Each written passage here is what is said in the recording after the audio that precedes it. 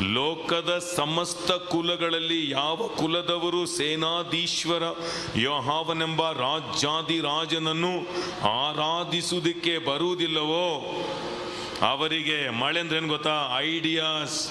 ಮಳೆ ಅಂದ್ರೇನು? ಅಭಿಷೇಕ. ಮಳೆ ಅಂದ್ರೇನು? ಶಕ್ತಿ. ಮಳೆ ಅಂದ್ರೇನು? ದೇವರ ವಾಕ್ಯ.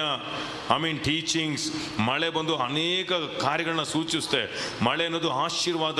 ಬಾಗಿಲು ತೆರೆದು ಆಕಾಶದ ದ್ವಾರಗಳನ್ನ ತೆರೆದು ಸ್ಥಳ ಇಡಿಸಲಾರದಷ್ಟು ಸುವರ್ಣ ಸುರಿಸುವ ದೇವರು. ಹಾಗಾದ್ರೆ ಬನ್ನಿ ಬನ್ನಿ ಅಂತ ನಾವು ಯಾಕೆ ಕರಿತೀವಿ ಅಂತಂದ್ರೆ ಜನಗಳು ಸೇರಿಸೋದಕ್ಕಾಗಲ್ಲ. ಯಾಕಂದ್ರೆ ನಿಮಗೆ ದೇವರ ಐಡಿಯಾಸ್ಗಳು ಬೇಕಾಗಿದೆ. ಹಾಗಾದ್ರೆ ಯಾರು ದೇವರ ಆಲಯಕ್ಕೆ ದೇವರ ಸತ್ಯಕ್ಕೆ ಇಷ್ಟಪಟ್ಟು ಆ ಸತ್ಯ ಕೇಳೋದಕ್ಕೆ ಇಷ್ಟಪಡೋದಿಲ್ವೋ ಅವ್ರಿಗೆ ಐಡಿಯಾಸ್ಗಳು ಬರಲ್ಲ. ಭಕ್ತಿವಂತರಾಗಿರ್ತಾರೆ, ವೈರಾಗಿ ದೇವ್ರಿಗೋಸ್ಕರ ಅದು ಬಿಟ್ಬಿಟ್ಟೆ, ದೇವ್ರಿಗೋಸ್ಕರ ಇದು ಬಿಟ್ಬಿಟ್ಟೆ, ಆದ್ರೆ ಯಾವುದು ಹೊಸದಾಗಿ ಒಳಗೆ ಹೋಗ್ತಾ ಇಲ್ಲ. ಯಾಕಂದ್ರೆ ಬೇರೆ ಥಾಟ್ಸ್